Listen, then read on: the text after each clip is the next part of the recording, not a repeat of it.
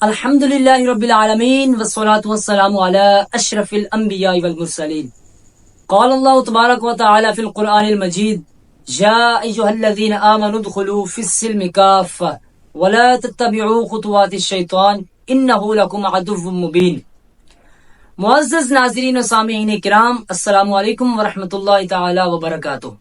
آج کا ہمارا یہ پروگرام دینی بیٹھک، آج جس موضوع پہ میں آپ کے سامنے گفتگو کروں گا وہ ہے آیت کریمہ کا ترجمہ: اے ایمان والو، اسلام میں پورے داخل ہو جاؤ اور شیطان کے قدموں پہ نہ چلو، بے شک وہ تمہارا کھلا دشمن ہے. کلمہ طیبہ پڑھنے کے بعد ایک مسلمان ہونے کے ناطے سے ہمارے اوپر ضروری ہے کہ ہم اپنا اٹھنا بیٹھنا، چلنا پھرنا، دیگر معاملات زندگی حد المقدور شریعت کے مطابق گزارے، حتیٰ کہ اپنا ایک سانس بھی شریعت کی خلاف ورزی میں نہ نکالیں. اسلام ایک مکمل ضابطۂ حیات ہے جس کے اندر ہمیں زندگی گزارنے کے تمام اصول اور قوانین بتائے اور سکھائے جاتے ہیں.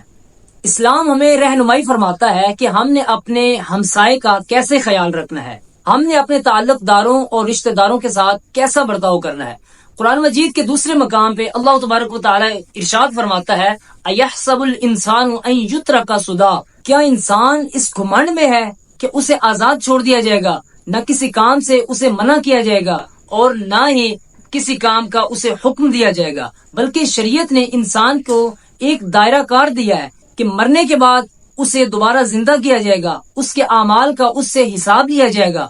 اور اس کے اعمال کے مطابق اسے جزا اور سزا دی جائے گی. ایک حدیث مبارکہ کا مفہوم ہے کہ نبی کریم نبی رحمت صلی اللہ تعالی علیہ وسلم نے ارشاد فرمایا مومن کی مثال اس اونٹ کی ہے کہ جس کی نکیل اس کے مالک کے ہاتھ میں ہے اور وہ جہاں چاہے اس کو لے جائے اور وہ اس کے پیچھے چل پڑے. تو اسلام کی مثال اس عمارت کی ہے کہ جس کے اندر داخل ہونے سے بندہ ہر قسم کے شر، فتنہ، فساد سے، ہر قسم کے شیطانی ہتھ کنڈوں سے محفوظ ہو جاتا ہے.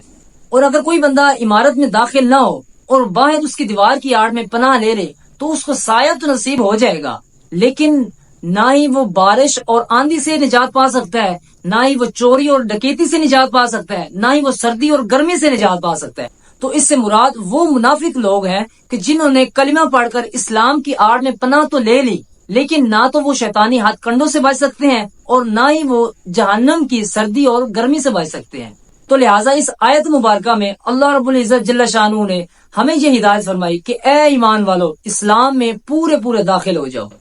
تو میرے بھائیو، ہمیں اس آیت کریمہ کی روشنی میں اپنے گریبان میں جھانکنا ہوگا اور اپنا احتساب کرنا ہوگا کہ ہم اپنے حلقہ احباب میں کسی مسلمان بھائی سے نفرت کرنے والے تو نہیں، کسی مسلمان بھائی سے حسد کرنے والے تو نہیں، کیا ہم نے کسی کے بارے میں بدگمانیاں تو نہیں پال رکھی، کیا ہم منافقت جیسی گھٹیا حرکت میں تو ملوث نہیں، کیا ہم کسی کو دھوکہ دینے میں اپنا فائدہ تو نہیں سمجھتے؟ اگر ہیں تو آج ہی سب سے پہلے اپنی اصلاح کریں. دعا ہے کہ اللہ رب العزت جل شانہ ہمیں قرآن و سنت پہ صحیح معنوں میں عمل کرنے کی توفیق عطا فرمائے.